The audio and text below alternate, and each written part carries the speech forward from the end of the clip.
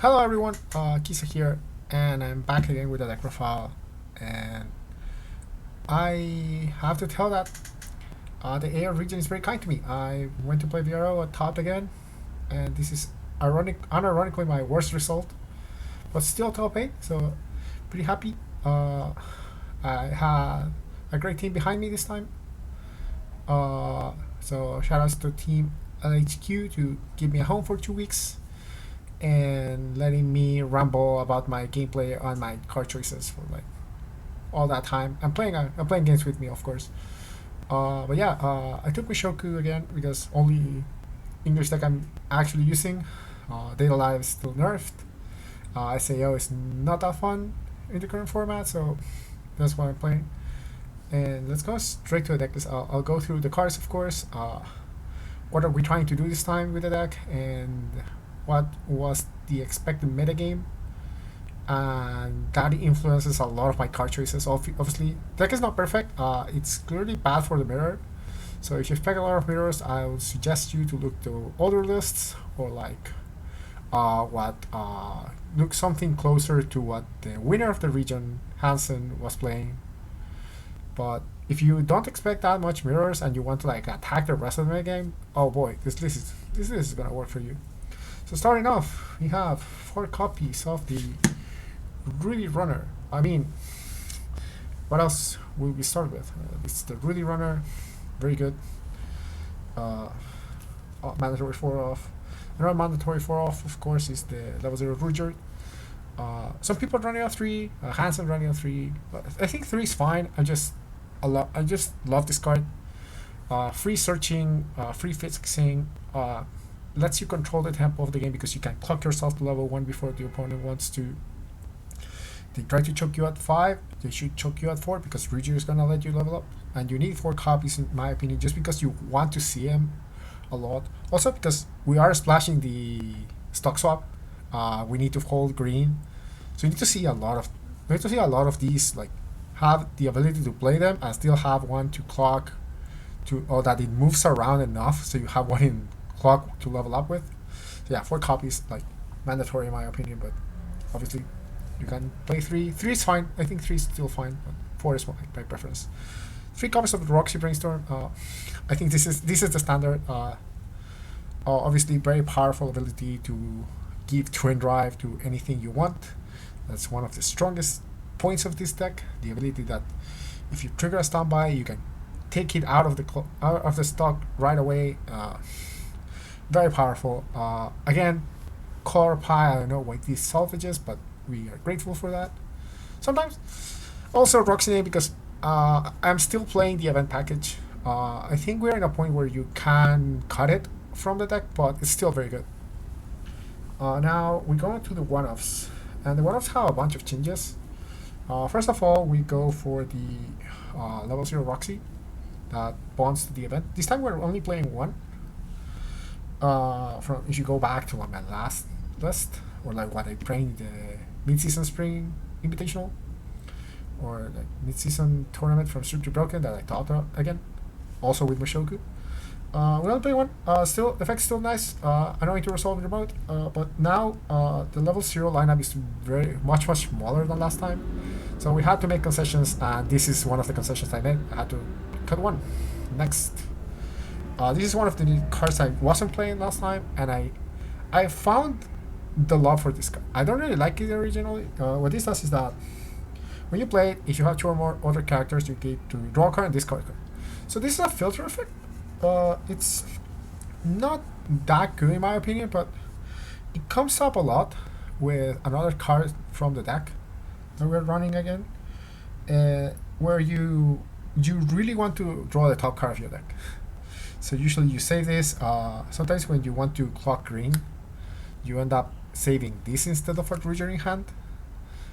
And it comes out that you can like check top card. Oh, you want that? Grab it, and you go again. Also, spammable brainstorm. When you hit it, you get to search a character and then discard 1. It comes up. Sometimes what you need is not a drop, so you just go for this instead. And then you attack with it and you replace it with a standby trigger. It's not the worst. So yeah, decent. Definitely performed very well. So I'm pretty happy with the card. Now, of course, offering a hard reduce. I mean, this card is really good. Makes your lane scale, lets you attack with the correct triggers. I don't know what else to say. Like, this card is really good. I still had to play it. This is what trumps the mirror, trumps a bunch of matchups. Like, sadly, for example, losing my quarterfinals match was one of the reasons was that I couldn't find this card, and I'm really sad about it. This card is amazing. Sadly, you can't play more because you space is lacking as usual. And now, onto the Lilia. Okay, I have a bunch of words for this card. I really hate it. I really don't like this card. I know the effects. I know what it does. I know it's good. I just don't hate it. I just don't like it. It clocks my board. There's a bunch of cool stuff, but I don't think the net actually needs them, unless it's specific things. And that specific thing is the Hololive matchup. You really want this effect against the Hololive level zeros. And you want to kill the reversal. You want to kill the Akis. You want to kill the Aquas. Obviously, you sort of trade. You have to trade sometimes. Like, for example, we discuss this. If you're willing to sack a Ruger to deny an Aki plus, or if you're willing to sack a Rudius to deny an Aqua plus, and that's something that you will have to address during each of game. But sometimes you just show the card, or especially in this format where it's like open decklist, they see this card, and they just like start throwing away their board because the only way they get their pluses is crashing into your board and using the effect during their turn because they leave it on their board. You just Lilia them and they lose the card. Also, very good against some other matchups. Groovy sometimes if they are playing the Pyra that needs to go to memory, you send it to stock.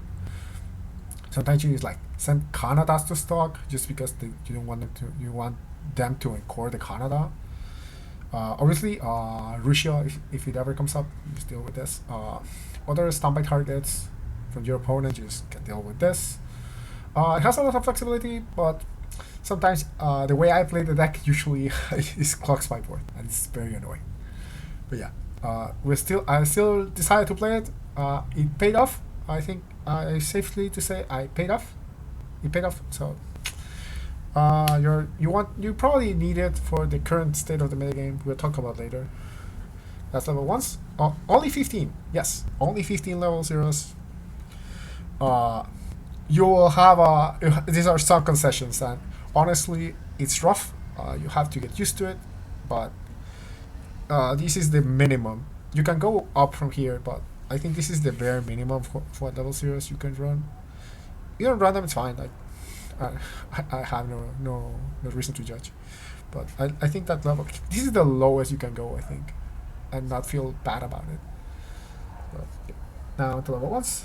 We're running 4 copies of the Ares because obviously she's broken. She's one of the most broken cards in the game. Nah, cap, but she's very powerful. Obviously, she still lacks Encore, but she compensates it with a very good skill. Very good. Obviously, one of your best turn 1 places still Ares plus Rudius on the front. Protects you from Nyankad, opposing Rudy PRs. That, if you have noticed, we are not running, and we'll discuss that later. But yeah, very good. 1 copy of the 1/0 counter.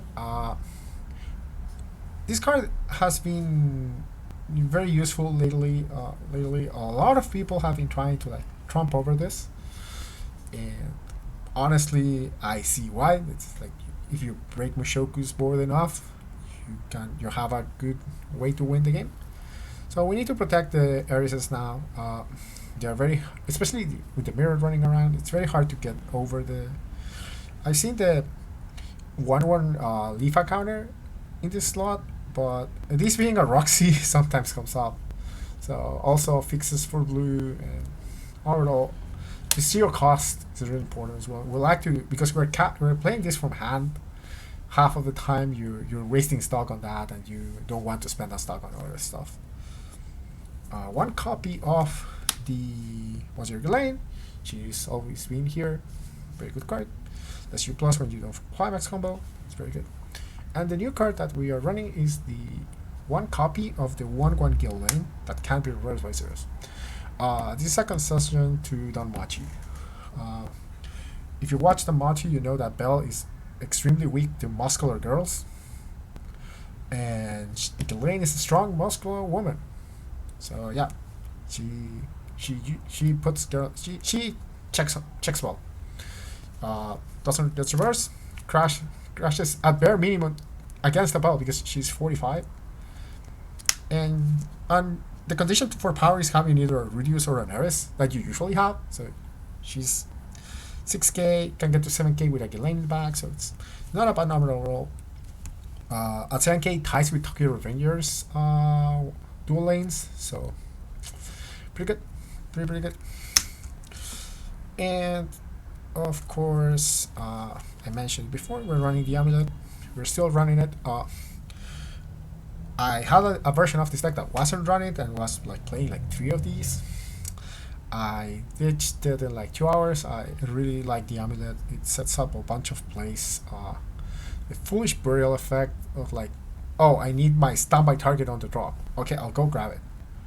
Just send it there, and then later in the game, oh, I need my stock swap. I need my finisher. This does it. I think praying only one copy of these really diminishes your copies of seeing these.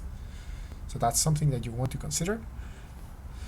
But even drawing it manually, it's very good. Also, because the way the games go, sometimes you don't have the Roxy to play it. That's why the Lilia is here as well. She acts like a pseudo Roxy in the sense that it can trade the event for another card, and that's something you want. Now on to level 2s, we have 3 copies of the Ghislaine. Of course, this is your standby target. She gets frozen in the back. You don't care because you care about the global. Ideally, you never put this card to the front, unless you standby out during the battle phase. Ideally, you never move to the front. And if you move to the front, you're probably winning, or you're losing hard. So it's never a good sign when this is on front for me, but it's okay. Sometimes you just do it. But most of the time, the global power is amazing. Lets you win in the middle of an attack, which is funny, and it's very good overall. That's what we still play 3. Now, 2 copies of the Eris Choo Choo. Why am I playing 2? This is another concession to the match. I was very worried about the Danmachi matchup because it's one of those decks that just, if it does their game plan, you'll be losing board every turn and you'll have a painful day. Also, some other decks that want to like rush your face or like very big at 2. If these are your only targets, they can run over them and you start losing board. But this was a concession to those decks. Also, the mirror is very good, but I mentioned before, this just overall wasn't that prepared for the mirror. And we play to round up the 2 copies of the rest counter. Ideally, you should have we play 2 to have 1 in hand at every point of the game, from level 2 onwards. Then we just move along. This card is very powerful. Sometimes the fact that you're playing 2 means that you can just throw 1 away and have it in rotation. Obviously, BRO is open deck list, so they know you have 2, but they'll have to be. If you show them 1, they'll be like, "Oh no, where's the other one?" and still be worried about it. So that's very cool. Now onto level 3s. We play, of course, 4 copies of the level 3 Ghislaine. Very powerful card. Absent during most of my games, I'm gonna be honest. And if it was present, it's obviously because of the first effect. I didn't see XC during most of the tournament. I was winning with like attacks that you can put in counter respond to, like pushing damage like that. And then another card we'll see later. 2 copies of the Roxy Assist. I mean, very good card. It's staple in the deck. You need 2, I think. just because it's very, very powerful. The ability to fix your twin drive, they give you a random twin drive during the middle of the battle phase to like clean your stock is very good. Also 1k extra power, because obviously this deck has a bunch of random extra 1k bumps given at any point. Like you have the Rudy, you have the Glen gets an extra k randomly. This becomes an extra 1k that you can summon at any point. The Roxy's skill on its own, so very good. One copy of the stock swap. Funny story, we heard about the Tokyo Revengers deck like 2 weeks before the event. We started seeing the Tokyo Revengers comments, and we're like, okay, I guess we're playing stock and try to draw it when we get to it. Yeah, that's why it's there. The Ares EP is back. I'm not playing the Root EP. Ares EP is back because she can contest Kanata in a way more favorable way, because this plus this, it's 13k. If you add this to the formula, it's 14.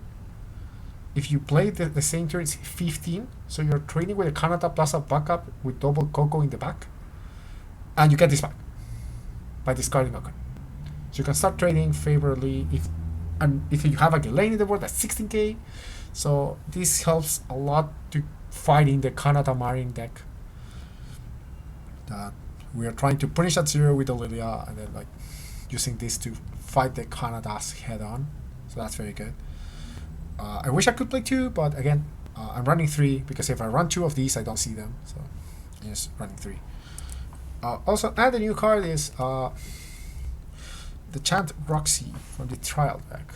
Okay, fun story. When I played the mid-season remote tournament organized by Strictly Broken, I lost in top 8 to Ken. And Ken beat me with this card. He was playing no pole, and he was playing 2 of these. And I loved the idea. I started playing 1. I wasn't seeing it enough. And I was still playing Paul, because obviously Paul is a very like degenerate card.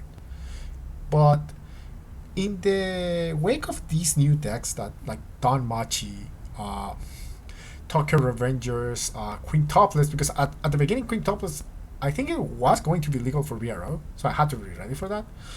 And then it wasn't because it got delayed. Then like Ruby, that's a very new deck, and then people still gonna figure out that deck list for it. Like the new John deck, that's like clearly very good and better than whatever they had. And so yeah, so now when you're at level 3 and you start playing pulse, because you're getting them from standby and stuff, sometimes you just die. Your opponent sides, you play a pull, your opponent does everything in the other 2 lanes, avoiding dress counter, because that's what good decks do and good players will do. So in the last situation, it becomes you at like 3-6 versus an opponent attacking a pole. And half of the time you just take the damage and you die, and Paul achieved absolutely nothing. Instead, I chose to go the more aggressive route. We just play the Roxy. She's a healer as well, so now the deck has 6 healers, which is very nice. It's very comfy to get out of annoying states, get healed down to 3-0 to get another chance to do the combo or attack with these. You can protect them very well because obviously you're a standby deck.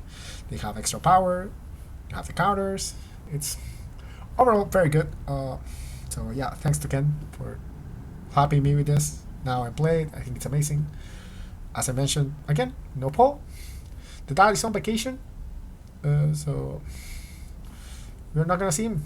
But yeah, I think playing Paul is very good still. You can still do it. I mean, Hansen's Litz, there's a 0-run Paul. Like the card is obviously very good. But for this iteration of the deck, I just had to cut it. I just couldn't play Paul. I'll play this, play these, have the Lilia, play 2 of the Ares because I wanted to run 2 because I really wanted to see the card. For example, like maybe, and if I were to cut an Ares, I'll probably play a second early play before the Pulse. So yeah. Now, and obviously what's missing is the standby triggers. I'm not gonna buy the foils ever, so don't ever suggest me that because these are too expensive. I don't have money right But yeah, that's the deck. That's the deck list. Now, let's talk about some matchups that I faced. I played 3 Danmachis during the event. And when it comes to Danmachi, you're supposed to lose Danmachi because the deck just rolls over your board over and over, and you just like get rolled, and you have a very little recovery tools. But I played 3 Danmachis on Suez and beat them all. And I have to thank Hatsu for that because he tested with me the matchup a little, but I got a bunch of pointers from the matchup. For example, like tracking, you basically have to play the game with them. You have to track their events, how many Pyonkichis are in rotation, how many Firebolts are in rotation, where they are, how many knives are going around, where are the knives, if they are willing to, like, checking if they're willing to knife during your attack or not. That's stuff that you have to track. Also, I wish I could play more of these, but this is good enough. If you find the one, it's really good. Sometimes you don't need it. Especially, like, it's very important when you track their firebolts against the Danmachi matchup, that if you see that they are about to refresh, it's safe. I think it's safe. You can say it's safe to commit 3 Erises, because to rebuild their board, they will have to refresh. And that will put the firebolts in rotation they'll put them back into the deck. And they will have to rely on the Hestia knives that they still have to rebuild the board and the drop at the same time. And that's kind of hard. So you're trying to, of course the deck has very good deck manipulation, but when they are trying to deck manipulation for multiple stuff at the same time, it gets harder for them. And that's very good for you because you already have your board. So the problem is in their side. So you have this, and they try to triple belt you again from a new deck. It's way harder for the belts to reach the threshold to beat them all. Also, belt with 2 firebolts gets to 9k, which is in range of the 2k counter, which is very good. Sometimes when the bell is like 10-5, you still 2k counter, so you have an open lane that they can't Hestia knife on. So yeah, that's my advice on the Danmachi matchup. Not else I can say, like just track their board, track their hand, and you'll see like that the hand is like the Hestias they are saving for 3 Hestia knives and the climaxes, and that's usually the entire hand. And they have to reveal from that, using the draws, using the buffs to find Pyonkichis, and Pyonkichis get in the cards. So sometimes you can just like pray. You can actually prey on their ability to reveal and force them to reveal perfectly. And if they don't, you just run away with the game. So that's my advice for the Danmachi matchup. Another matchup is the Hololive matchup. I mentioned before, you try to abuse the Lilia in the early game to like get rid of their Akis and their Aquas. It's hard to do because I mentioned again these traits with the Aki and these traits with the Aqua, and if you cannot go like Rudy play this, clock a card to grab this, because if you play this, your Rudy goes down to 15 because you're on 4 cards. So that's not like a 2-turn endeavor. So you try to prolong a little the level 0 to get their Aquas out and get their Aki Roses onto the stock. So it's a little of a game you have to play. When you hit level 1, if you hit level 1 first, then you start eating the board with this, and you start standbying to the side. And then when you hit 2, you don't care about this card anymore. When you feel like you're sent like 1 or 2 good targets to stock, this card did its job, and you get rid of it. But it has a lot of utility in that matchup. So I'll advise to, if you're worried about that against the Kanata Marin deck especially, this is your out. It does very well. And obviously, as I mentioned, like if you have this card in the board they basically cannot leave the Aquas and the Aki Roses on board.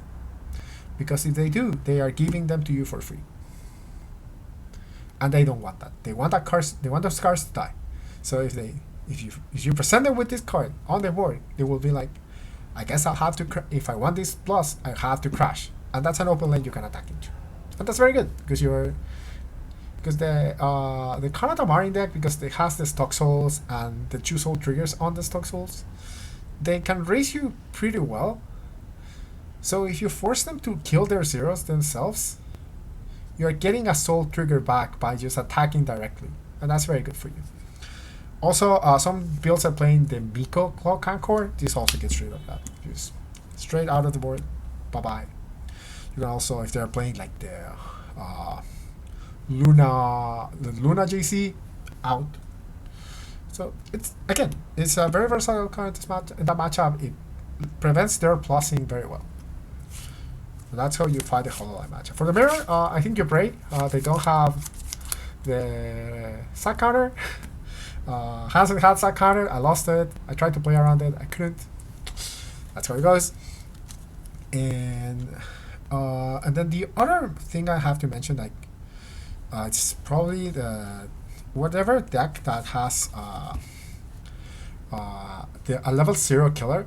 And this is one of the reasons I'm not playing the Rudy PR. It's because usually your opening play with this deck is that you play this and you tag with this.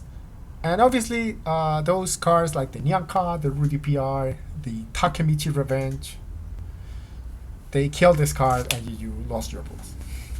But what you can do to prevent that plussing or that denial of plus is that sometimes if you open 2 Rudy, obviously this requires to open 2 Rudy, but sometimes you open 2 Rudy, you can just play 2 and sit on 2 Rudies on turn 1.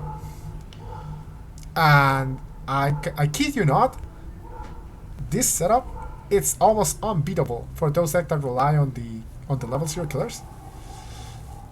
They have a very, very hard time to get rid of 2 Rudies. And if they cannot, and their Nyankats, for example, I play against Ruby on round 5, I think. I did this to the guy, or something like, or like even this is enough to delay some of those like high utility, low powered level 0 lineups that rely on the level 0 killers to like get advantage when they go second. Like this lineup can contest their board. For example, against Tokyo Revengers as well, they have the Mikey that gets like super huge. But if they want to break this, they need 2. They need 2 Mikey and put them here. And their third lane has to be something that can actually contest this. And not much stuff from their deck can contest a third lane that's big. So yeah, a bunch of setup. Sorry for the barking if you can hear it. Nothing I can do. But yeah, this is a very, very good setup when you go first to defend your Rudy from the killers, the level 0 killers. And that's something that I came up with like a while ago, tested it a little, works most of the time. Obviously it's not perfect, but it puts your opponent in a situation where their going second tools get neutered super hard. And sometimes they just trade with the Ruger, but the Rudy stays there. So the next turn, now you go, the ball goes back to your card, you put the second Rudy down, and now you're rolling on stock. You also took less damage because they had to deal with this. Because sometimes if you open only Rudy, they will play two stuff here, push it to 1, so you have only 1 stock for your Eris. And that's kind of sad. So yeah, you want to prevent that. You want to now ideally you want to stay a second turn on 0, so you have more stock. Even though sometimes to some decks you will give them the level 1 first, which is good for them. Most of the time Ares will just come up, it will get power from the lane 2/2 and you will break the board there anyways. So that's very good for you. But yeah, that's a tip on how to fight the level 0s that kill the other level 0s. So if you're afraid of them, or you want to respect them in a better way than just calling a bad 0, because that gives them that's just saying them, okay, kill this. That's a free plus for them. Instead, you go Rudy +1, and either the Rudy dies or the +1 dies, but you didn't lose both, so you honestly didn't lose the card, which is what you want in the end. So that's very good. Overall, I think that's all I can say about matchups. Overall, I think this deck is still very good. Hopefully, it will not get hit, especially with quintuplets being a very strong deck against this. But yeah, I don't know what else I can say. Like, this deck is still very good. I still have a lot of fun playing the deck. So yeah, shoutouts to Team LHQ again for giving me a home for 2 weeks. Shoutouts to the chilean community, because even though we're a little community of tryhards, we still get the job done through me and through Yisus, who actually topped, so congratulations to him. I don't know if he will do a deck profile in English or Spanish, but if he'll do one, I'll add it to the description below, so you can go see it. It's 8-choice line, but it's like very spicy. It's a very spicy deck. Yeah. So yeah. Also for those that don't know, I also topped Vanguard BRO for the standard format. So I will do a Tamayura deck profile, which is the deck I top with, and it's actually that right here. So I will do a deck profile for this. I don't know if I will post it here or give it to any channel that wants it, but yeah, I'll do a deck profile on this. Yeah, if you want to give this list a try, obviously the deck log will be in the description down below. And any questions, any suggestions, obviously, because the deck, as the metagame evolves, this deck will be constantly evolving as well. I'll read them and I'll give you my thoughts. So yeah, thank you very much for watching. I'll see you soon. Bye bye.